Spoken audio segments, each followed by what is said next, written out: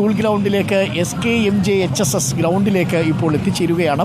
അവിടെ നിന്നും ഇവിടെയാണ് ഹെലികോപ്റ്റർ, ഇവിടെയാണ് നേരത്തെ പ്രധാനമന്ത്രി മേപ്പാടിയിലേക്കൊക്കെ പോകാൻ വേണ്ടി ഇറങ്ങിയ ഗ്രൗണ്ടാണ്. ഇനി നമുക്കിവിടെ ഇറങ്ങാം. ഇറങ്ങിയതിന് ശേഷം നമുക്ക് ആളുകളെ കാണാം. നമ്മുടെ റൈഡേഴ്സും നമുക്കൊപ്പം എത്തും. അപ്പോൾ Sujesh, it was A beautiful ride. Actually we enjoyed it. Okay, അപ്പോൾ മനോഹരമായ യാത്രയായിരുന്നു. സുജീഷിൻ്റെ ഈ രണ്ടാം ലോക മഹായുദ്ധ കാലത്തെ വമ്പനാണ് ഈ വില്ലീസ്. ആ വില്ലീസിലാണ് നമ്മൾ യാത്ര പുറപ്പെട്ടത്. സീറ്റ് ബെൽറ്റ് എവിടെയെന്ന് ഇനി പ്രേക്ഷകർ ചോദിക്കേണ്ട. ആ വാഹനം ഒരു ഓപ്പൺ ജീപ്പാണ്. അതിൻ്റെ RC അങ്ങനെയാണ് ക്ലോസ് ചെയ്തിരിക്കുന്നത്. അതുകൊണ്ട് ആ ബുദ്ധിമുട്ടുകളൊന്നും തന്നെ ഇല്ല.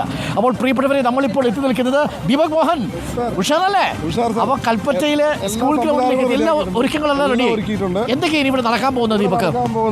ഈ ദുരന്തബാധിതരായ ആളുകൾ, നേരത്തെ വാഹനങ്ങൾ നഷ്ടപ്പെട്ടവർക്കായിട്ടുള്ള നമ്മൾ വാർത്തകൾ ചെയ്തതിന്റെ ഇമ്പാക്റ്റ് ആയിട്ട് കുറെ ആളുകൾ വാഹനങ്ങൾ തരാൻ തയ്യാറാണോ? തരാൻ പുതിയ 2 വാഹനങ്ങളുണ്ട്. ഓട്ടോ ഉണ്ട്, ജീപ്പുണ്ട്. അത് മാത്രമല്ല വേറെ കുറെ ആളുകൾ വാഹനങ്ങൾ ബുക്ക് ചെയ്തിട്ടുണ്ട്. അത് വരും ദിവസങ്ങളിൽ കിട്ടും. പിന്നെ നഷ്ടപ്പെട്ടു പോയ മൊബൈൽ ഫോൺ കൊടുക്കാൻ വേണ്ടിയിട്ടൊക്കെ ആളുകളൊക്കെ എത്തിയിട്ടുണ്ട്. അപ്പോൾ പൊതുവെ എല്ലാവരും വയനാടിന്റെ ഒരു അതിജീവനത്തിന് വേണ്ടി പരമാവധി കേരളീയർ, മലയാളികളെല്ലാം തന്നെ ഒത്തുചേർന്നിട്ടുള്ളൊരു വലിയൊരു, അതായത് നമ്മൾ ഇതുവരെ കണ്ടത് വയനാടിൻ്റെ അതിജീവനത്തിന് വേണ്ടി ഈ റിസോർട്ടുകളും ഹോം സ്റ്റേകളും സാധാരണക്കാരായ മനുഷ്യരുടെ വിനോദസഞ്ചാരികളെ കാത്തിരിക്കുന്ന കാത്തിരിപ്പാണെങ്കിൽ, ഇനി ദുരിതബാധിതരായ മനുഷ്യർക്ക് സഹായഹസ്തവുമായിട്ട് എത്തിയിരിക്കുന്നവരെ പ്രേക്ഷകർക്ക് പരിചയപ്പെടുത്തിയായിരിക്കും നമ്മളിത് അവസാനിപ്പിക്കുക, അല്ലേ ആൻഡോ? അതിനകത്ത് ഏറ്റവും പ്രധാനപ്പെട്ട കാര്യം, അതായത് ഞങ്ങൾക്കേറെ സന്തോഷമുള്ള കാര്യം, നമ്മുടെ ഈ റൈഡിൽ പങ്കെടുത്ത എല്ലാവരെയും നമുക്കൊന്ന് അണിനിരത്തേണ്ടതുണ്ട് കേട്ടോ ആൻഡോ. ഈ റൈഡിൽ ഇതുവരെ പങ്കെടുത്ത മുഴുവൻ ആളുകളെയും നമുക്ക് ഈ ഗ്രൗണ്ടിൽ അണിനിരത്തണം.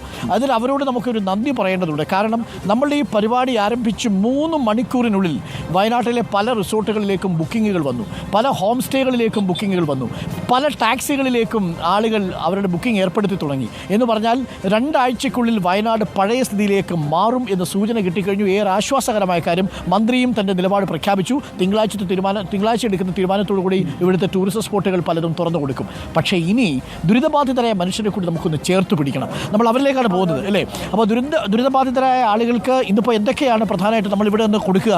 അല്ല, നമ്മൾ ദുരിതബാധിതർക്ക് വേണ്ടിയിട്ട് ഫർണിച്ചർ നമ്മൾ അസോസിയേഷനുമായിട്ട് ചേർന്നിട്ട് നമ്മൾ 100 വീടുകൾക്കുള്ള ഫർണിച്ചർ നമ്മളിന്ന് കൊടുക്കുന്നുണ്ട്. കുറേ വാഹനങ്ങൾ നമ്മളിവിടെ കൊടുക്കുന്നുണ്ട്. അതുപോലെ തന്നെ കുറച്ച് പേർക്കുള്ള ദുരിതാശ്വാസ അവർക്ക് ആവശ്യത്തിലുള്ള കുറച്ച് എമൗണ്ടുകൾ കൊടുക്കുന്നുണ്ട്.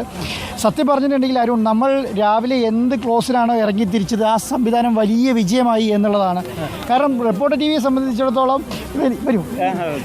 വലിയ രീതിയിലുള്ള ഒരു ബെനിഫിറ്റ് നമുക്ക് കിട്ടി എന്നുള്ളതാണ്. നമ്മൾ എന്താണോ അത് ഉദ്ദേശിച്ചത് അത് സ്റ്റേജിലേക്കാണോ അപ്പം നമുക്ക് റൈഡേഴ്സിനെ കണ്ടിട്ട് സ്റ്റാർ അട്രാക്ഷൻ അല്ലേ? നമ്മളെ സംബന്ധിച്ചിടത്തോളം സേഫ് ഡ്രൈവ് ആയിരുന്നു. അത് മാത്രമല്ല നമ്മൾ റോയ് സാർ എത്തിയിട്ടുണ്ട്. നമസ്കാരം, നമ്മുടെ ചെയർമാൻ നമുക്കൊപ്പം എത്തിയിട്ടുണ്ട്. റോയ് സാർ, ഏറെ സന്തോഷമുള്ളൊരു കാര്യം ആദ്യം പറയട്ടെ.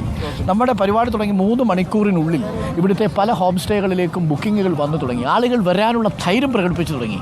റോയ് സാർ, നമുക്ക് മറക്കാൻ പറ്റില്ല. അമ്മയെക്കാളും സ്നേഹിക്കുന്ന നമ്മുടെ നാട്. നമ്മൾ ഏറ്റവും കൂടുതൽ സ്നേഹിക്കുന്ന ആരെയാ? നമ്മുടെ അമ്മേനെ. അതിനേക്കാളും സ്നേഹിക്കുന്നല്ലേ നമ്മുടെ നാട്. അത് നമുക്ക് മറക്കാൻ പറ്റുമോ? അപ്പോൾ മണി മുതൽ നമ്മളോടൊപ്പം റൈഡ് ചെയ്യാനായിട്ട് ഇറങ്ങി തിരിച്ചു വരാം.